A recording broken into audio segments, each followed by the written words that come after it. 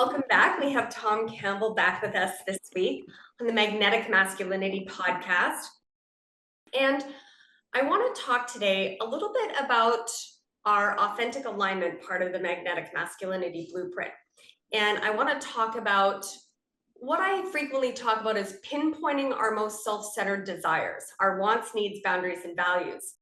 And I think Tom will be uniquely qualified to help us clarify and understand the difference between healthy self-centeredness, and what I mean by that is meeting your needs, respecting your boundaries, and not going into martyrdom or self-sacrifice, and unhealthy self-centeredness, which is prioritizing only yourself and not considering other people or living in your own bubble of reality. So I sometimes feel like the antidote to self-centeredness in the unhelpful form of self-centeredness is, again, pinpointing some of our most core needs and selfish desires and finding healthy ways to meet those so that we naturally want to be of service to others because our bucket is going to be full and we're naturally going to flow over to everybody we meet when we are happy and fulfilled, which requires us to have our needs met, live in alignment with our values, and respect our own boundaries. But a lot of people, I think, Tom, on the planet right now, either through various teachings or various religious growing up, are under the impression that it's bad to do things for yourself, or it's bad to get your own needs met, or it's bad to do anything but other than be of service to others, which again leads to martyrdom, self-sacrifice, resentment, passive aggression, and feeling unfulfilled. What are your thoughts on that? Okay, that's a very good question, and it does confuse an awful lot of people. We'll find that what you call the positive self-centeredness, I would say is not really self-centeredness at all. It's more awareness of others than anything else. So let's say you have needs. You have needs for an income. You have need for a job. You have need to put gas in your car to pay your mortgage because you have a wife and children, and you need to feed them and keep them clothed and give them a nice house to live in. And you have responsibilities to your old aging grandmother, and et cetera, et cetera, et cetera. So you have all these things.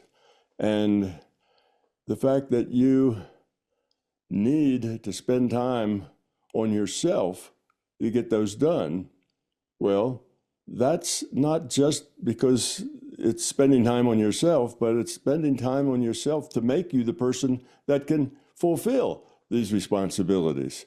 You see? So yes, you have to spend time on yourself. You have to take a bath once in a while. You have personal hygiene you have to keep up with. You have a job you have to keep up with. And you may not like your job, but you have to do it anyway because it's not just about you. It's about all the people that feed from your job downstream. So in any case, when you say, well, okay, I need to work on myself. I need to go back to school and learn a better skill. I need to wear nicer clothes and dress up a little more so I don't look like a hoodlum and frighten people. I need to do these various things. And you think, well, that's self-centered, but it's not. It's you trying to make yourself more effective and more efficient in your ability to work with others, to cooperate with others, to share with others, and of course, to help others. So I would say that self-centeredness, which is entirely just about you, for your benefit, nobody else's benefit, it's entirely, I want this, I want that, and it's not on a path to being useful to anyone, that's self-centeredness. That's what I talk about as self-centered. If it's, well, I need to better myself. I need to, get some more education and this and that because my job is starting to become not useful anymore because AIs are doing the things I used to do. So what am I going to do? Sit around and live in the basement and eat beans? Or am I going to get up and go out and deal with the world and find something that I can do that I enjoy doing that contributes to the world in some way? So that's all about you. You have to figure that out. It's you that has to decide the responsibilities you're going to take on and how you're going to handle those responsibilities. So the self-centeredness that is bad is the self-centeredness that has no value to anybody but you. But you presenting yourself nice, taking a bath, dressing well, and trying to improve your employment situation. Well, yes, that is about you, but it's also about your ability to be more effective and efficient for other people as well. And that kind of self-centeredness, like people think that, well, I'm working on developing my intuitive side. I'm working on, being able to have empathy for other people. I'm working on becoming an empath so I can understand people better and be more effective with them when I'm talking to them. And I'm working on I. Well, that's all about I. I'm trying to grow up and become a better human being. Well, that's about I, but that's good about I. That's you trying to be trying to be part of the solution rather than part of the problem. To me, that defines the difference. So I might say that there is no such thing as good self-centeredness, because I define self-centeredness as truly nobody benefits but you. It's 100% about you. It's not making you better able to interact with other people and be helpful and useful. It's only about you. Now, some things can be about you that are you benefiting yourself, growing yourself. Well, that's good. That's not just about you, though. That's about others. Why else would you want to grow yourself? It's because it makes you more successful with other people. You say, why would you want to improve yourself? Why would you want to present a good showing when you go for that job interview?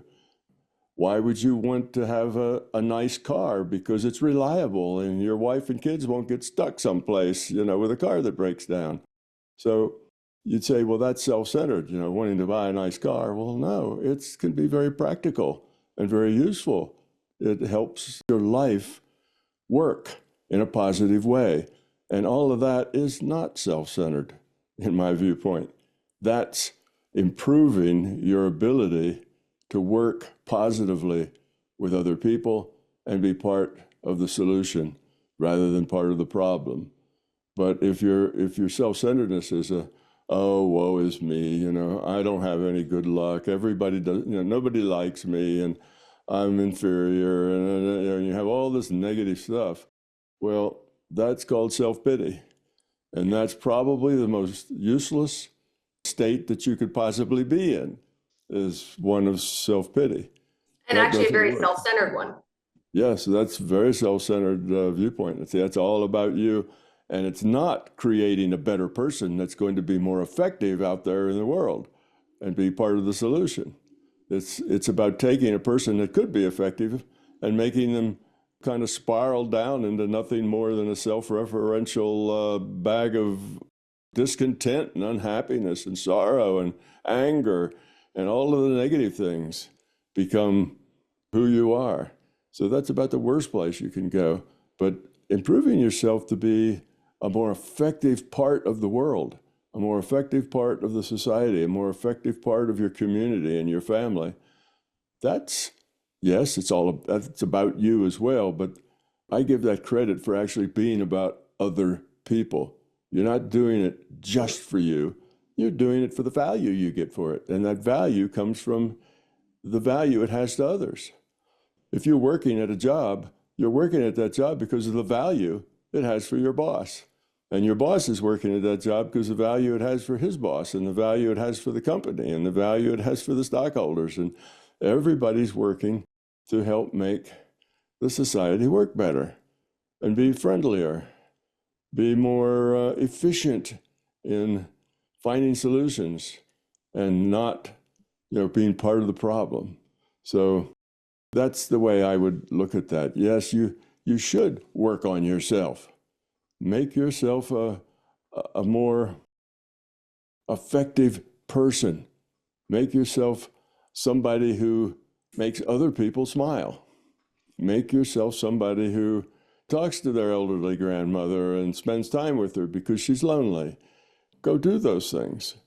So yes, that's about you, but it's also about others at the same time. And that, I think, is what you mean about, good self-centeredness. It's not really self-centered. It's becoming a better person, becoming a more useful person. You have to put gas in the car because your whole family needs that. You can't get to work without it. You can't participate in the society without it unless you happen to live within walking distance of where you work.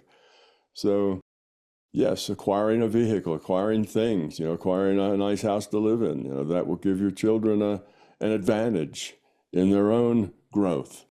If you're stuck in survival mode, it's a little hard to think about the bigger picture when the little picture is totally consuming you. So yes, all those things that seem self-centered, like, a car in the garage and a house in the suburbs and all, and we think about, the people that are kind of sold out to the system.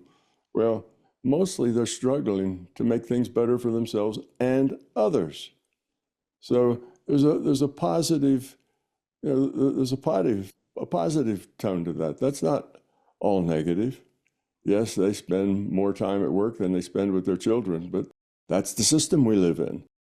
That's not something that you can say was a bad choice of theirs. That's probably the only choice they have. So you deal with things you have to deal with, and you optimize them to make them functional, not just for yourself, but for all the people that you relate to, all the people that depend on you. Yeah, I love that answer. That's a beautiful perspective. I think you and I are very aligned. And I think you're right that maybe not calling it self-centeredness is helpful. Maybe we call it prioritizing yourself. Because I think a lot of clients that I work with feel guilty to do things that they perceive as for themselves because they've been taught everything they do should be for others. So I like your reframe that a lot of things we do, like going to the gym or meditating, taking an hour out of your day to spend on yourself, again, allow you to have a more full bucket that will naturally, you'll have more to give others. I always tell self-sacrificers, which is a pattern I used to definitely experience in my own life. You can't pour from an empty bucket. So the more full your own bucket is, the more you have to give to others.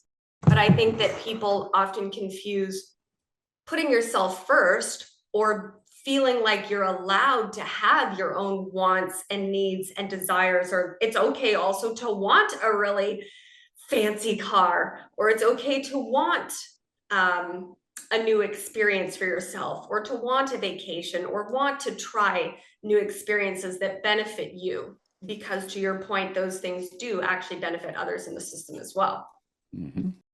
That's right. Yeah. People are not little islands all to themselves. We interact with others all the time. Even people we don't know are affected by what we choose. We make choices, and those choices affect others. And then those others make choices based on the choices that we made. And their choices affect others who make choices based on, so it just ripples out. Your choices have a ripple effect on other people. And by making yourself a better person, by making yourself, going to the gym, making yourself healthier, well, that's good for everybody. That's good for everybody you interact with. You'll have a clearer mind. You'll be able to be more helpful if you're not always tired and run down and, having physical problems. So, yeah, all those things that sound like, well, it's just self-centered going to a gym and working out for yourself. No, see that in the bigger picture. You interact with people, and if you improve yourself, if you learn to develop your intuitive side, well, good for you, but that makes you more effective in being useful to all those other people. So you have to see things from the bigger picture, not just from the small picture. From the little picture, it seems like, well, I buy a really nice car, but on the other hand, that really nice car probably has safety features that not really nice car doesn't have. And that really nice car, probably has advantages and to it. And it makes you feel good. You feel good because you've got that really nice car, because you've always wanted that. You've always wanted that car, and now you have it, and there's nothing wrong with that. Enjoy your life. You're supposed to enjoy your life. And if there's things like that that make you happy, your being happy will make all the people you associate with a little happier because they're going to deal with a nice person rather than a grumpy person. Yes. So, yeah, you just see the big picture. So those kinds of things are good. Now, you can do everything to excess to where it's no good anymore. If all you want to do is buy more and more stuff and more stuff, and it's all about you feeling good about how important you are, well, now that's not good. You see, that's a problem. So we don't have pat answers. Here's what's good to do and here's what's bad to do. It's not the doing is not where moral value and ethical value is placed. It's on the intent. Why do you do it? So you buy that fancy car because you just love it and you've always wanted one like that. And that just makes you happy. You're better at work, you're better at home, you're better everywhere because you have a very positive sense about that. Well, that contributes. So then you look at the entropy change that you get in the system, yourself and everybody else that's connected to you. Is it positive or is it negative? If it's positive, then it was a good choice. If it's negative, then it was a bad choice. So it's just a simple way of looking at it from a bigger picture rather than a little picture. Yeah, people get worried about details about doing, and it isn't the doing that carries the moral value. It's the why are you doing it? You want that new car so that you can strut your stuff and feel better than other people, and it feeds your arrogance. Well, then that's a selfish, thing to do, and it's not good. You want to buy that car because it makes you feel good and it makes your family feel good and it's effective and it doesn't use as much gas and it's safe and et cetera, then it's a good thing. It's the right reasons for wanting that car rather than the wrong reasons. So it's the reason, it's the intent behind the doing that makes a doing an ethical thing, a good thing, or a bad thing, not the doing itself. So you can't say a doing thing like buying a nice car. That could be feeding an ego, or it could be feeding a family some positiveness and some It could be safety. alignment. It could be something that's what I mean by like pinpointing your deepest desires, things that really make you happy, make you feel good. And if somebody out there designed their goal in life and in this game was to design a Maserati, and they design it and that's their life purpose, and they're like, I want to put the lights here and this there, and that's somebody's way of being on the planet, is to design this. And if you love that and you can afford it, or you can prioritize that without taking money away from things that provide safety for yourself or your family, then I think people should have permission to do things that, like you said, make them feel good. And in my coaching, the people that listen, he's saying something very similar to what I say, which is the energy behind the action as much or more important than the action you take itself. Exactly as Tom said, the example I usually give is twin brothers, both saving $100 a month for their savings account. And one of them is saving money going, oh, there's only $100 left after every month, and I have no money, and I'm going to be destitute, and the world hates me, and inflation, and the politicians, and everyone's out to get me, and this sucks, I'm going to be destitute. And his twin brother saves money every month, and he goes, I worked all month and there's still money left over. I have $100. I'm going to take this $100 and I'm going to put it in a pot of money. And every month that pot of money gets bigger and bigger and bigger. And in the future, I'm going to do something really nice for my family, or I'm going to do something really nice for myself.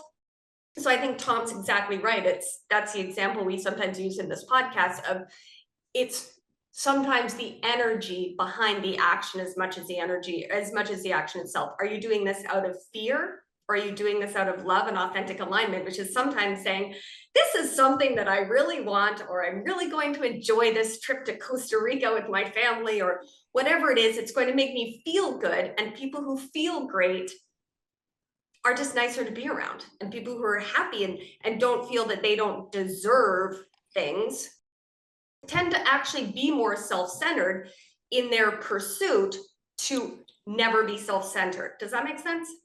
Sure, that makes sense. What happens when you get rid of your fear and become love is that you become happy. Your life is full of joy.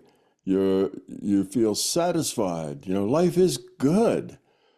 And that doesn't require you to have a lot of money. No. Money's irrelevant to that.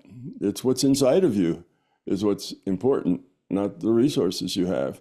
Mm-hmm. So feeling good, feeling happy, feeling positive, that is the natural endpoint of doing things right, of making good choices.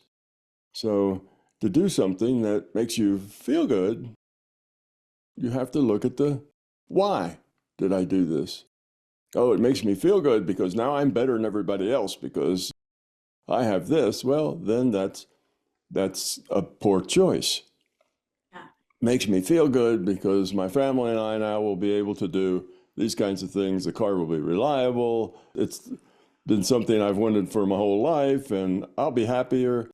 Well, then that's a positive thing. Your happiness will spread. And it just depends on why. What's your motive? What leads you to that? Is it helpful to others or is it just helpful to nobody but you? If it's only helpful to you, like, it'll feed my arrogance, I'll be better than other people because I have a Ferrari, and nobody else can afford that. So I just strut my stuff around and drive around in my Ferrari feeling superior to everyone. Well, then buying that Ferrari was a really poor choice because it's feeding fear in you. So happy is good. Having fun is good. Play is good. Mm-hmm. Life, you should never stop playing. We have this terrible attitude with children. Children are allowed to play, adults aren't. It's unbecoming to be playing. But, we sometimes look at people who grow older, particularly if they grow wiser at the same time, the old guru. And we find out that old guru is always joking around. He's always laughing. He's a jolly old elf, right? He's happy. And that's because of a life well lived with good choices. Mm-hmm. So playing and being happy is where you end up when you do things right and make good choices. So if the choices you make you and other people happy, well, it's probably a good choice. But you have to think about what's the long-term effect of this? How does it help? How does it make things better? And if it makes things better just because it makes you happier, well, that's not insignificant. No. That's not insignificant. But if you're happier, it's going to make a lot of other people happier too. And if you're doing it for the right reasons rather than the wrong reasons, if your intent is good, then it'll all work out. Everything will work out just fine as long as you are having due diligence in making your choices. But you think about it. What is the long-term effect that this is going to have? Oh, if I buy that Ferrari, my children are going to have to eat rice and beans for the next 2 years because there won't be enough money to buy good groceries. Yeah. Well, then better let that Ferrari go. That's not a good choice. That isn't helpful to other people. That's just you and your want. Yeah. So, due diligence means that you think about these things and you think, how does it affect everybody that I'm connected to? And if the sum total of the effect on everybody is positive, then it's a good choice. If it's negative, it's a poor choice. And sometimes it'll be kind of in the middle. Well, then it's one of those choices that probably won't have much of an effect one way or the other. Mm. So everything isn't necessarily clear. And a point I'd like to make about making choices is that some people get to the point that they can't make choices because they don't know what the right choice is. And they don't want to make a wrong choice. Therefore, they can't make any choice at all because they don't know what that right choice is. And they become stalled because they can't make choices because they're afraid of making the wrong choice. Well, that is not a very good position to be in. The way choices work is that You think about all the possibilities. You do your due diligence in the effect it'll have on everybody. And then you pick that low entropy path, that low entropy choice of all the choices, and you just do it. You don't have to know for sure that it's right. You just do it. Then you look back at it as time goes by and say, was that a good choice or a bad choice?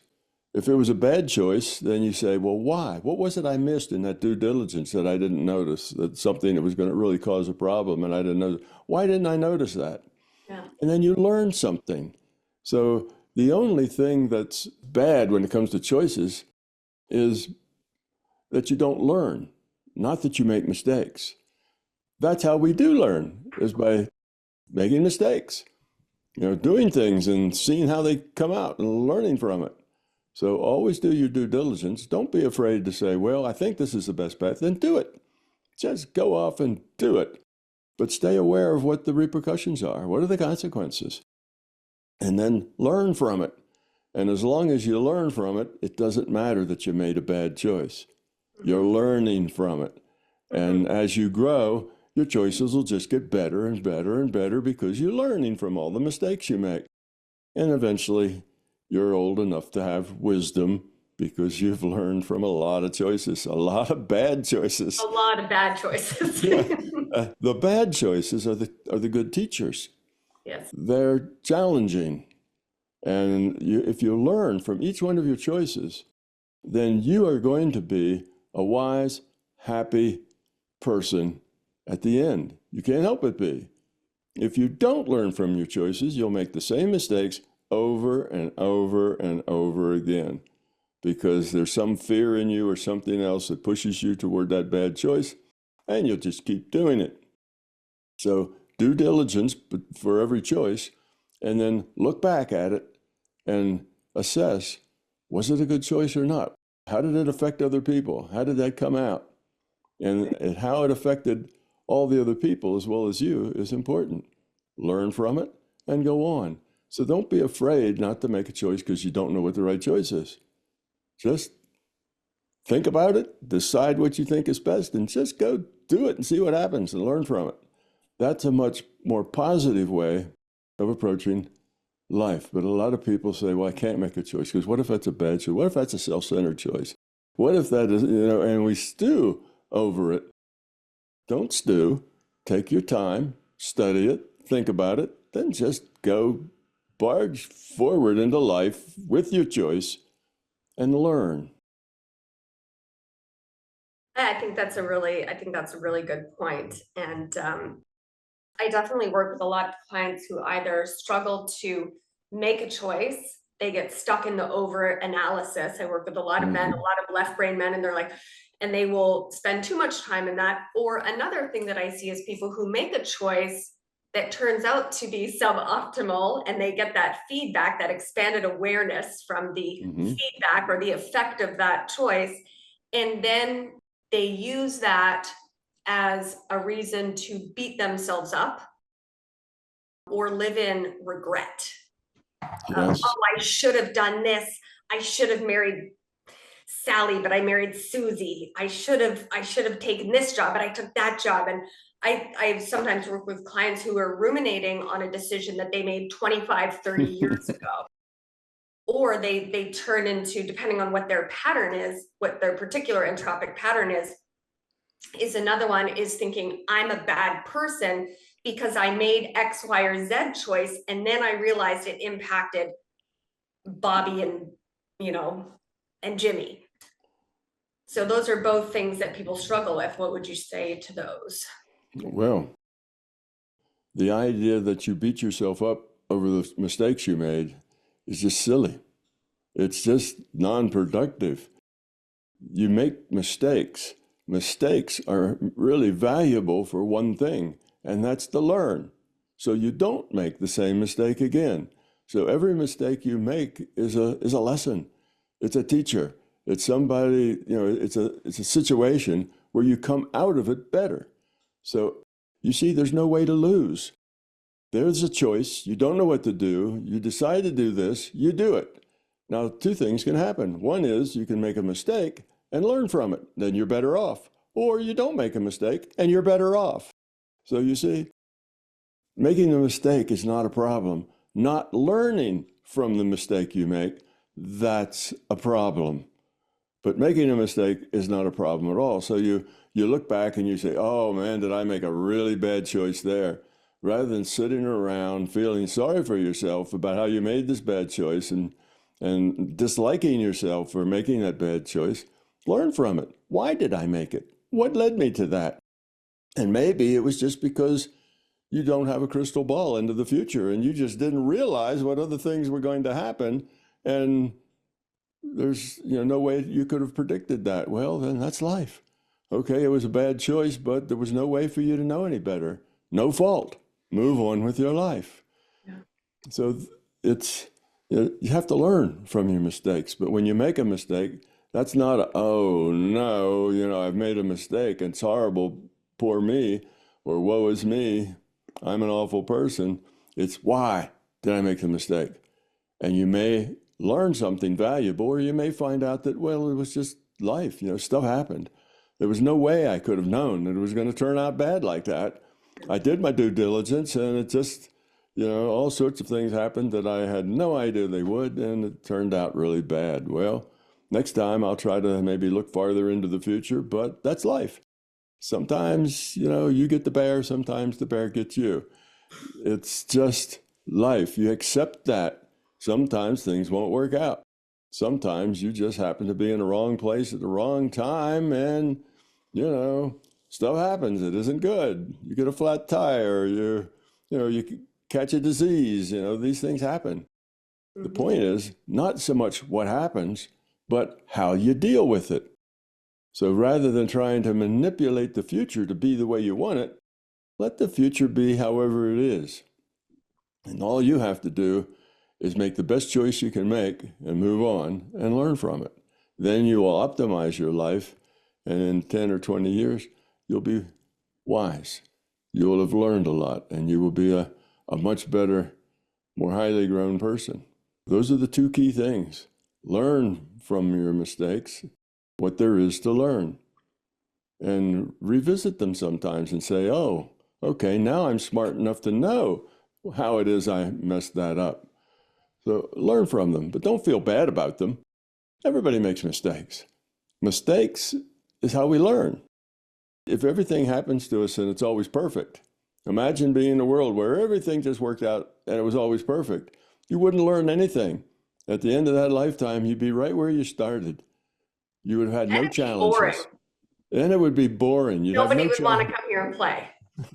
Right, exactly. So the fact that life is full of challenges is a good thing. Don't wish all the challenges away. It's your opportunity to grow, is by making choices and learning from the poor choices and learning from the good choices. You can learn from what does work and why it works. So those are kind of the key things. Don't try to manipulate the future to be the way you want. All you'll do is create trouble. Yes, you can be intelligent. Okay, I want to go to college because I want to be a brain surgeon. And if you don't go to college, you can't be a brain surgeon. So yes. Yeah, you have to plan things. I don't mean just Pollyanna through life and never plan anything. You have to think ahead and plan things and make intelligent choices. But don't worry about them being the wrong choice if you've done your due diligence. Now, if you don't do due diligence and you just make choices because that's the first thing that came to your mind, then you're not being thoughtful. You're not being caring. You're being arbitrary. And that will not lead to learning. Yeah. I love that perspective also. And I think what I sometimes say is there's no point in beating yourself up for what you did when you didn't know better. Instead, celebrate you went from here to here. You had this much awareness. Yeah, now you have this much awareness. So some people will say like, so I made some decisions. They were really self-centered. I've made self-centered decisions that I can look back on in my life and say, that was a high entropy decision. But I don't beat myself up about it. I think, oh, I used to be level 2 of a jerk. Now I'm less of a jerk. Or now I'm, I think it'd be really helpful for humanity if we learned to reward and celebrate each other when we notice we made a bad choice, so that we can create a more inhospitable environment for the shame that feeds the fear that causes the high entropy choices. So I'll have a client, I call it eating shit sandwiches. I have a client, they'll call me and they'll say, Sandy, you're right. I was bullying the C-suite team at work. I was being really selfish and arrogant, and I was doing this or that. And I'll say, oh, that's amazing. I'm so proud of you. I think, you're amazing. You just leveled up, and I'll just assign an arbitrary number of points. I'll say, you just leveled up 15 points in the game. Like, I'm so proud of you. And it's that sort of growth mindset rather than beating ourselves up. Or in society, people I've experienced where I love eating my shit sandwiches or doing shadow work or growing up, becoming more love. And I noticed that it can really upset people if I say, oh, I used to be really terrible with money, or, oh, I was really mean to this guy I was in a relationship with. And other people's reaction is often like, oh, that's bad. So then when people make bad choices, they're afraid to look at that part of themselves. They're afraid to look at that because they're afraid of being bad. And that gross feeling of shame we get in our body when we're like, I'm bad. And the whole body goes, ugh. So I think maybe if we all celebrate each other to, create that open environment where we're like, hey, yeah, you did make a very high entropy choice, and you're willing to look at it and you're willing to own it. Did you learn from it? What will you do differently next time? And then giving them love for that rather than judging, blaming, or shaming ourselves or others when we make bad choice. I don't think there is anything that was a really bad choice, but when we make a choice that we later in hindsight realize was maybe more entropic than we prefer. Mm-hmm. Yeah, there's nothing at all valuable about guilt or shame. Those are just a waste of your time and your energy, and will leave you in a worse place, not a better place. So you accept life, accept who you are. Accept that you're not perfect. Accept that you are going to make bad choices, because you don't have a crystal ball that tells you how everything's going to turn out. And you're not going to be that great a guesser. So accept that. That's part of life. That's what life's about. That's the whole point of being here. Learn from your mistakes. So when you make a mistake, say, well, what's the lesson? That didn't turn out well. Why didn't it turn out well? What could I have done better? And make sure that you take responsibility for all your choices. And when you're thinking about, well, why didn't that turn out well? Well, it didn't turn out well because Susie screwed it all up. She did this and she did that, and that's why it didn't work out well. No, that's not what we're talking about here. That's blaming other people for your bad choices. Mm-hmm. You made a choice. Your free will. You made it. Own up to it. You're responsible for the result. Doesn't matter what anybody else does. Your choice.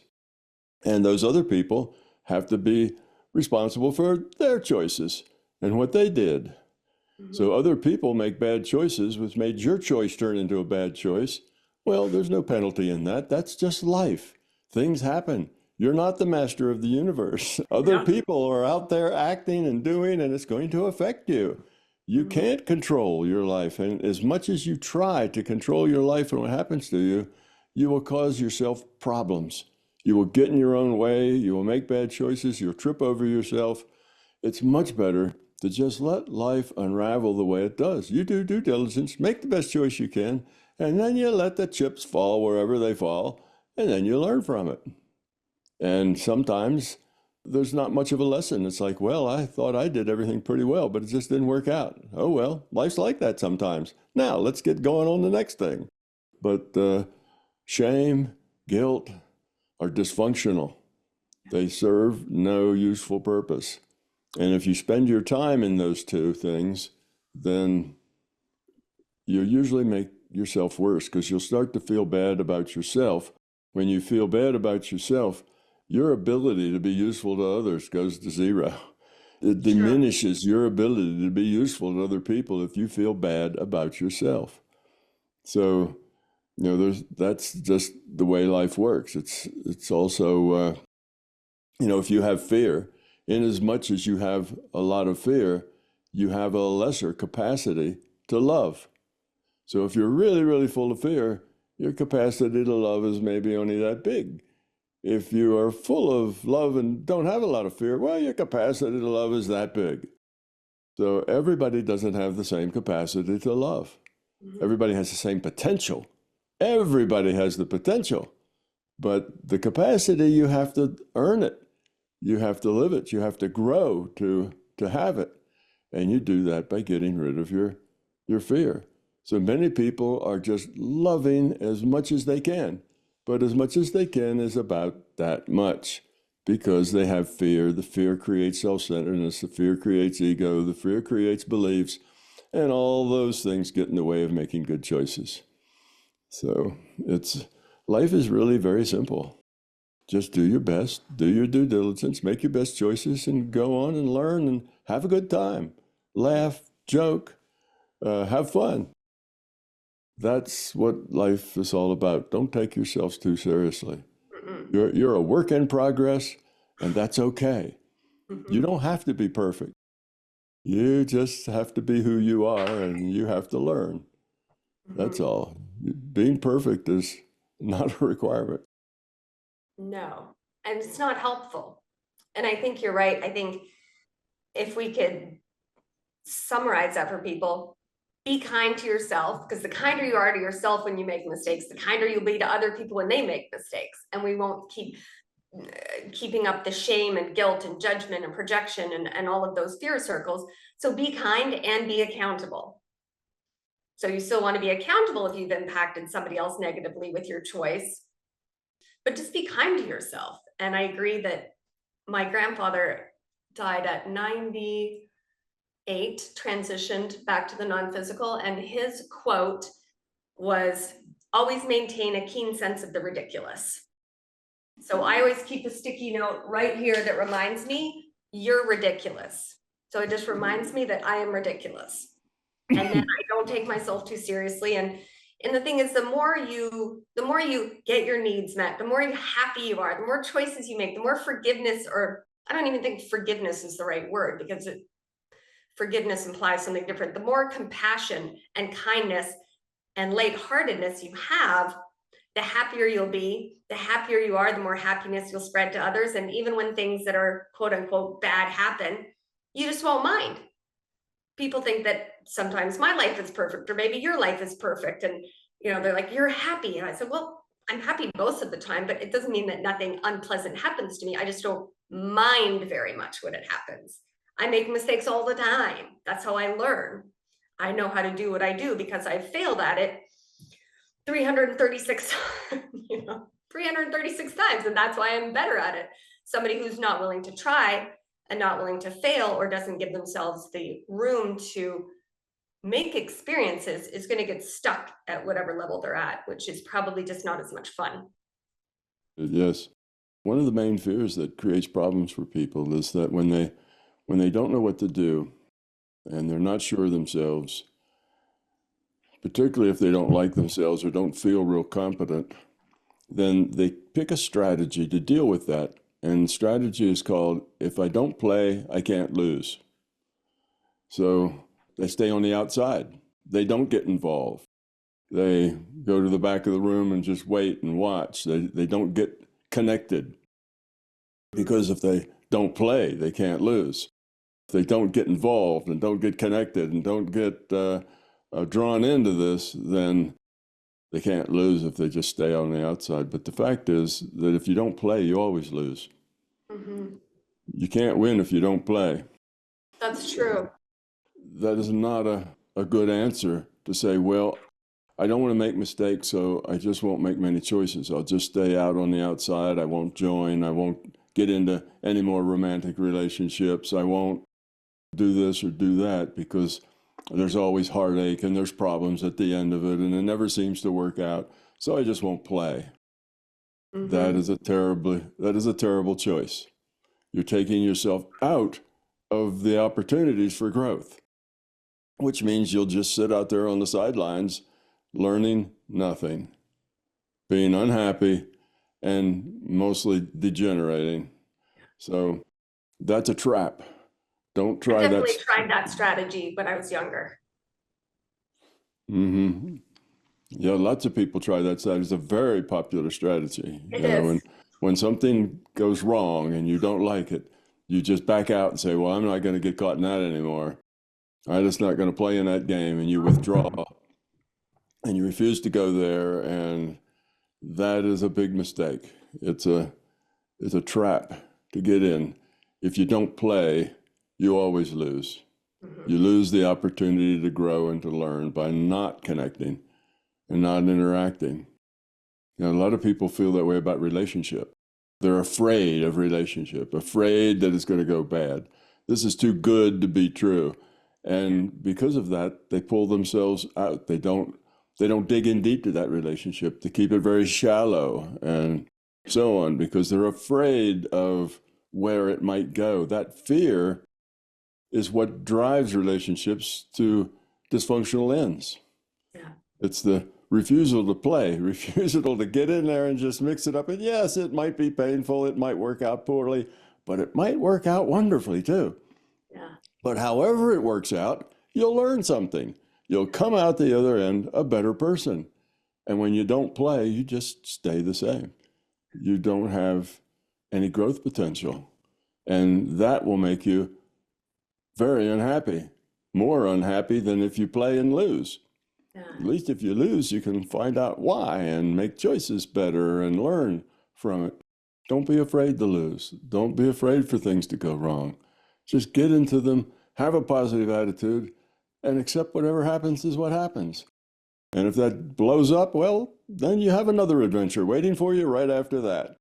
You know, so you have this positive attitude, and that will take you very far. Not the negative attitude, this is scary. I wonder where this is going. Trying to assess the future. Let the future unfold as it does and learn from it. Don't try to force the future to unfold the way you want it to. That will just make everything worse. And it's giving yourself a lot of credit too, that there's things that work way above our pay grade that have kind of a better overview of the system than my ego. I always remind myself there's being way above my pay grade. And I think, especially when speaking to men, one of the things that I see from them with relationships is being afraid. I think sometimes it's being afraid to be vulnerable and be open in a relationship, but sometimes it's also just complete lack of awareness of what they want. Getting back to our initial topic of they don't know what they want. They don't know what they need. Those things are unfamiliar to them. Nobody has modeled that to them. So I think sometimes they're afraid and sometimes it's just unfamiliar. They have nobody modeling that to them. So they could definitely be afraid of intimacy or afraid of making mistakes because men are also told, you have to be the best, survival of the fittest. You can't be a failure. But then also putting them in relationships where they're afraid to be vulnerable. Yes, but also just completely unaware of what that looks like because it's not something they've ever seen. It's not something they've ever been taught. It's not something they've ever experienced. So then they might sort of get frozen from making choices. And it could be from fear, or sometimes I think it can be also just from complete, I don't mean ignorance in a negative sense, but they don't know. Yes, well, one of the big mistakes that men tend to make, some women do too, but I think more men do, is that they lead their life with their intellect. They have to figure everything out in their head. It all has to make logical sense or they can't go there. And most of life does not make logical sense. Life is not logical. Relationships are not logical. All of the things that really matter to you are not logical. The things that are logical is how the car works. There's a few things like that yes, your intellect can work with those. But interactions with people, they are not logical at all. People are not logical. People are mostly driven by their fears, their egos, and their beliefs. So you have to lead with your feelings and let the logic come along behind and try to find the lessons. But if you try to lead with your intellect, you'll just stew and it's like a dog chasing its tail. You'll never go anywhere because you'll never be able to come to a logical deduction about whether you should marry Sally or marry Sue. It's not a logic problem. You don't have enough information. Should I take this job or that job? Should I tell my boss about this problem or should I just be quiet? You know, you have all these things and you try to analyze it, and you can't come to any conclusion because it's not logical to begin with. It's just people. And live life with your feelings. Feel your way through things. What feels right? What seems right? Live your life out of your intuitive side, and then have the intellect come along and kind of mop up the after actions, if you like. You know, kind of look at well, why didn't that work out? What should I learn from that encounter? But don't try to lead with the intellect. If you do, you're just going to confuse yourself and probably make a poor choice, because the only choice you have will be a guess. You're taking a wild guess. Well, I think it's maybe going to be like this, you know, that gut thing. And if you're not really good with your intuition, that guess is as highly likely to be wrong as it is to be right. So working with guesses is a bad idea. If you lead with your intuition and with your feelings, you'll find that eventually you'll get good at that. And they will be more accurate and more helpful to you than that intellect ever was when you're dealing with non-rational things like relationships. Relationships aren't rational because it's an interplay of two people's fears and two people's attitudes and two people's beliefs and two people's egos. It's all that interacting. None of that's logical, you know. So being afraid of a relationship because you can't figure out all the logical consequences of everything is just, just imagine a puppy chasing its tail. You work at it and you work at it and you drive yourself, into the ground, and you end up with just making a wild guess anyway that is probably not going to be right. Better to let your feelings tell you. I know a lot of men will have problems with that because they don't deal in the feeling world very much. But you can learn it. You can gain those skills. You've always been told throughout your life that your ability to reason and think, that's what'll get you through. That's what's important. That'll solve all your problems. But you find out that doesn't solve all your problems because most of your problems are not logic problems. They're problems with people, and people are not logical. So that's another point where I think the guys mostly get messed up. They want to think everything through, and they can't come up with logical answers, and that's frustrating. So they don't know what to do, because if they can't come up with a logical answer, then there is no answer. But there's often answers in the feeling space. Instead of, what's the right thing to do, what's the thing that'll make everybody happy? What's the thing that will reduce the tensions? What's the thing that will move everything in a positive direction where everybody wins? And you can feel that. You don't have to make that a logic. You can just get the sense of how that would work out. And then do that thing. Do that thing where it lessens the tensions and everybody wins. What would that be? You see, now that's not a logical problem as much as a feeling problem. Well, okay, I'm going to do something differently. I'm going to make sure that everything ends up positive, not negative. So whatever it is it takes to create a positive outcome, that's probably the best answer, even if you don't have the logic. It's that creating the positive outcome is going to be a way for you to figure out what is the right answer. And you may say, well, all right, my wife's been really nasty to me, but I could just apologize and bring her some flowers and be nice to her and take her out to dinner next Saturday and see if that helps. It might not, but you'll learn something, but just figure out what works and apply it and then learn from it. That's the way to go forward, not get bottled up in an intellectual problem that cannot be solved logically. Yes, and I think there's a couple of perceived barriers that a lot of my clients have expressed, which is that a couple of things. One thing that they have shared with me, and one thing that I've noticed. So one thing that they often share is that they don't know what they're feeling. A lot of men have had to shut down their emotional navigation system.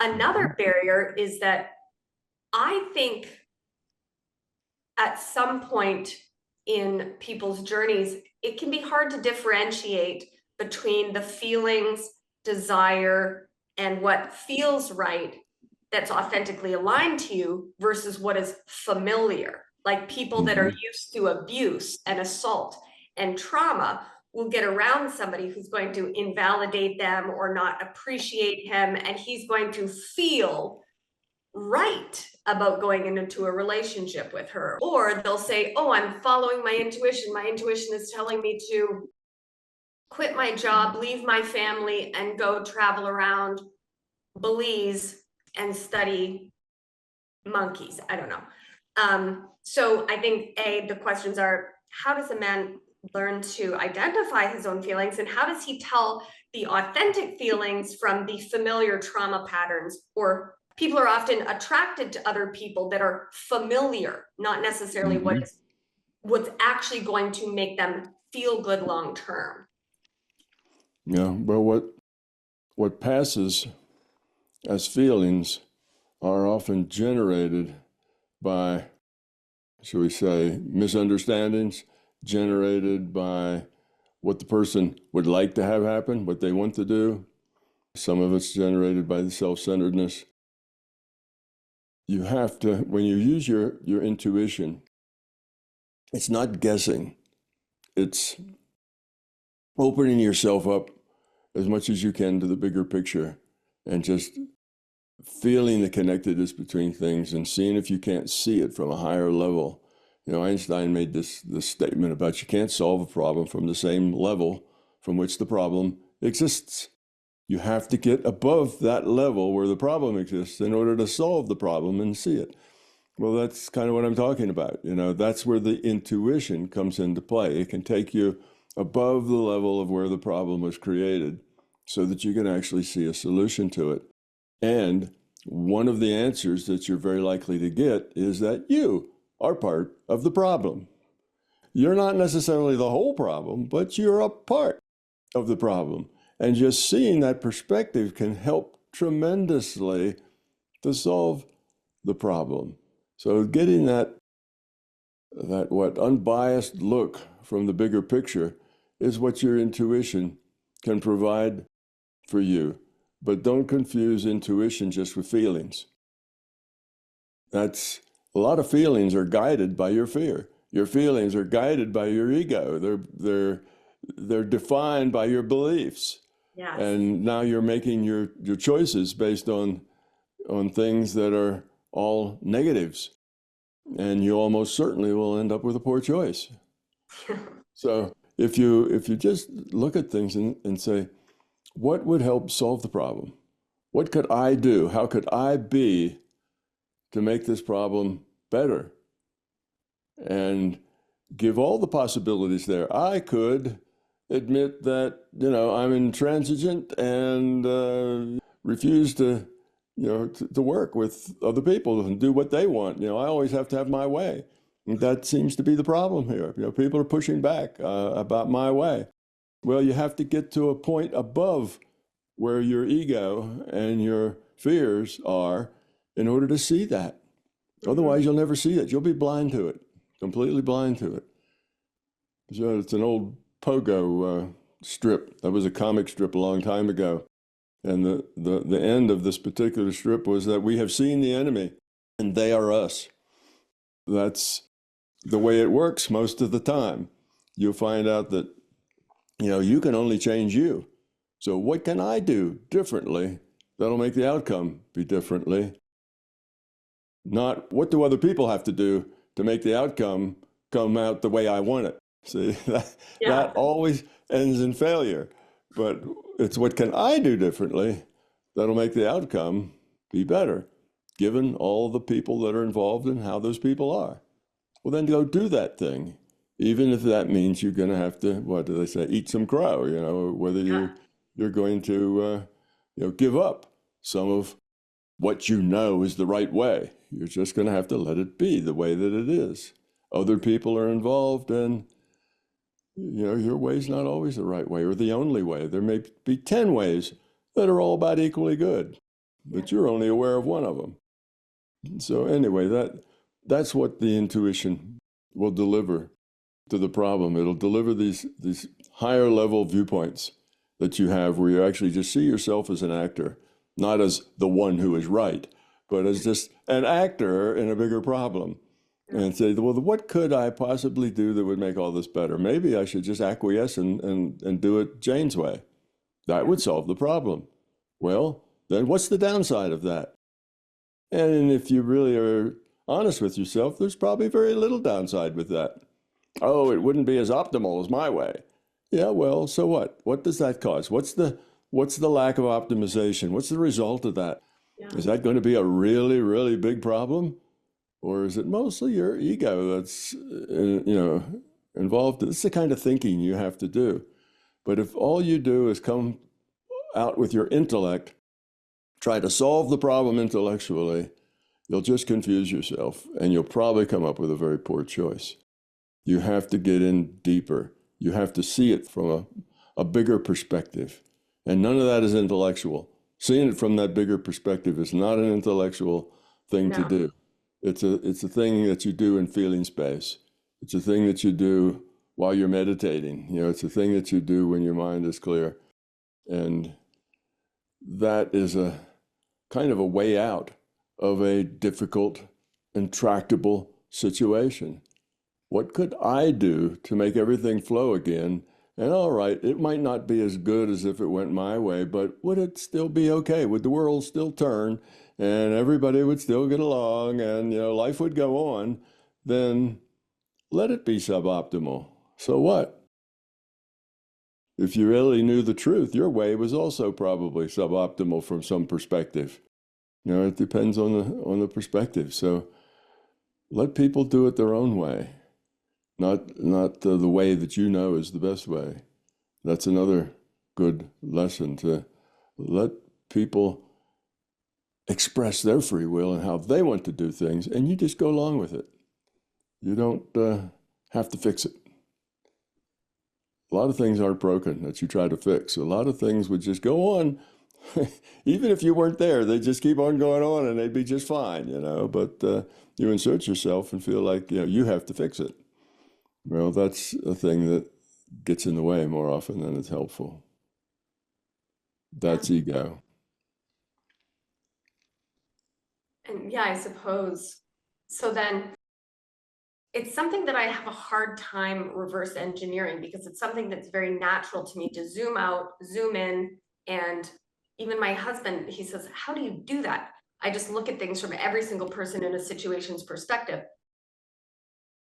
But I struggle to explain that to people, of to like how to start that, or how to start connecting to their intuition. I'm very strongly connected to my intuition. So then I'll talk to a client about the difference between thinking and feeling and zooming out and metacognition. And sometimes I'll hear something, this is an exaggeration, but it gets the point across, something like, oh, I've been listening to my intuition, Sandy, and it told me that I should be going out with my friends on the weekend, and that I should definitely gamble on the horse races or something. And I'm like, well, I don't think that's your intuition talking. Like, so then they really they say things to me that I'm like, oh, but then I don't want to tell them what their intuition says. But like, how do people differentiate between their intuition, their ego, their fear, and their traumas? Well, the way you differentiate is by trial and error. That's called growth. You just do stuff, and you see how it comes out.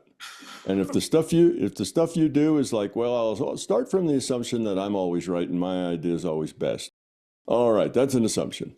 Now I'm going to start living life that way and see how that works out. And then you make an assumption, say, well, I'm going to make the assumption that other people's ideas, even if it's not what I would do, it'll still be okay. Life won't end. Terrible things won't happen. We'll get by. And I'll just let other people do it the way they want to, at least some of the time, and see how that works out. So it's trial and error. That's life. That's learning. There isn't any easy way to solve those kinds of problems. You just have to make your best choice. Learn from it. And if you go into problem solving with, well, how am I going to get all these people to see it my way? And that's your idea of problem solving, you just become part of the problem. You're not solving anything. No. You just become part of the problem. And if there's somebody here that has some idea and you think it's a goofy idea, but other people like it, well, then go with it. Say, okay, if that's what you think, well, just go with that instead of fighting it and fighting it and fighting it. And then if it turns out badly, just like you thought, well, they'll all learn something. And next time, it'll all be better. Give them an opportunity to learn from their bad choices.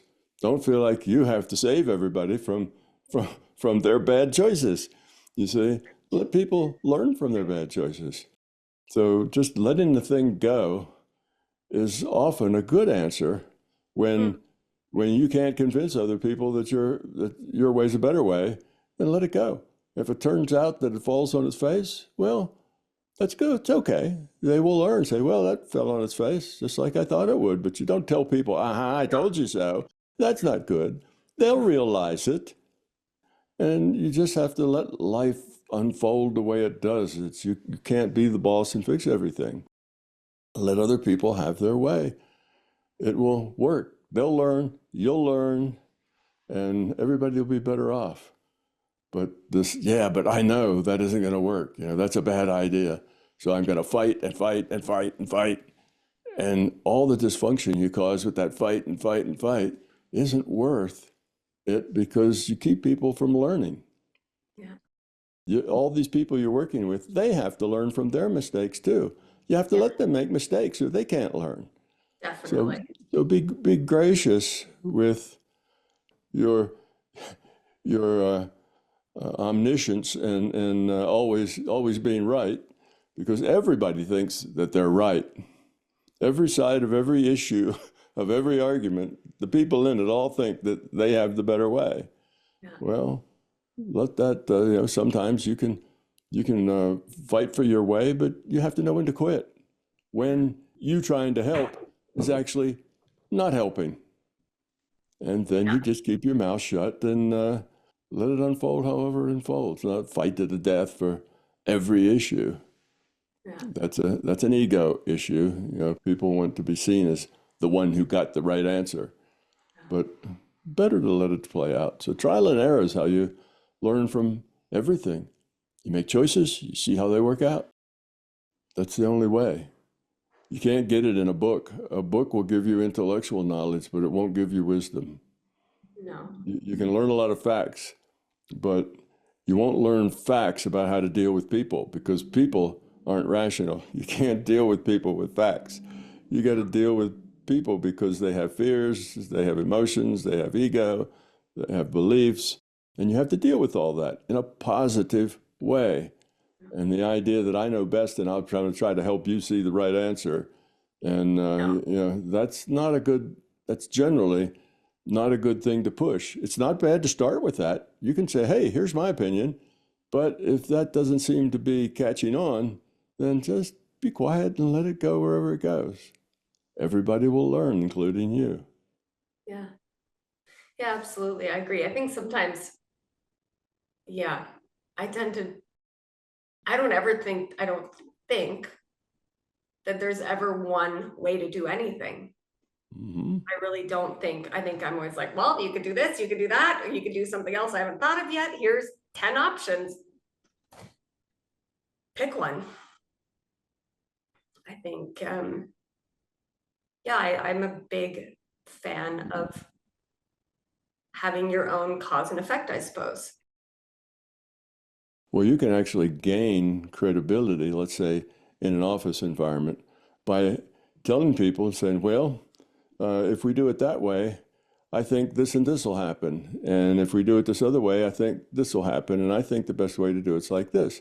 But then letting it go however it goes.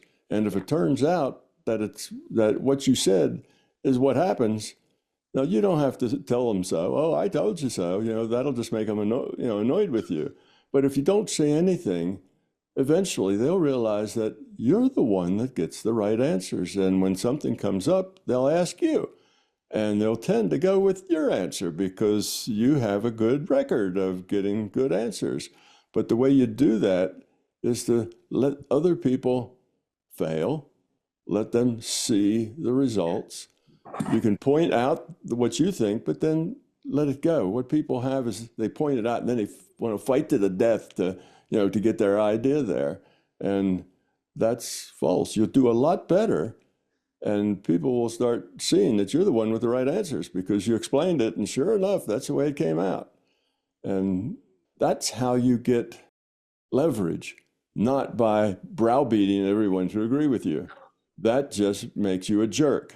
And people don't like that. And they won't take your idea even if they know it's the best idea because they just can't stand to do whatever it is that you say. So it's better to let people learn through the trial and error. And if you tend to be right, then it'll show. And if you don't tend to be right, then that'll show too. And everybody will learn something. So the thinking of how can I help all of this turn out to be positive? And sometimes the answer is just by keeping my mouth shut. That's the way I can help all of this, turn out to be more positive. But you have to grow up to be able to find that solution. Yeah, but you have to grow up to find a solution, but you can't grow up until you find the solution. It's chicken and an egg problem. Egg. It all evolves together. You just let life happen and you learn, you grow, you gain wisdom. And when you do, people come to you for answers. They come to you for suggestions. And you never tell them what to do. All you tell them is what the probabilities and possibilities are, and you let them go make their own decision. Yeah, I love that perspective. I completely agree. Love is the answer. If there's one way to discover this truth that Tom Campbell, physicist and consciousness expert, has concluded, it is through your own experience. Give yourself the gift of experiencing yourself. After all, Tom has stated so many times that if it's not your experience, it's not your truth. So learn to experience with Tom's Exploring Consciousness and Everything Paranormal program and unlock those natural abilities for yourself. Discover why love is the answer. Binaural beats included to assist you. Details are in the description below. Thank you. I and MBT Events hope you like this video. If you do, then you should consider being a Patreon member because Patreon members get early access to our special content. You will also be able to get your questions answered by me in special Q&A sessions. And most importantly, your contribution as a patron member will enable us to produce the content that you're looking for. So thank you.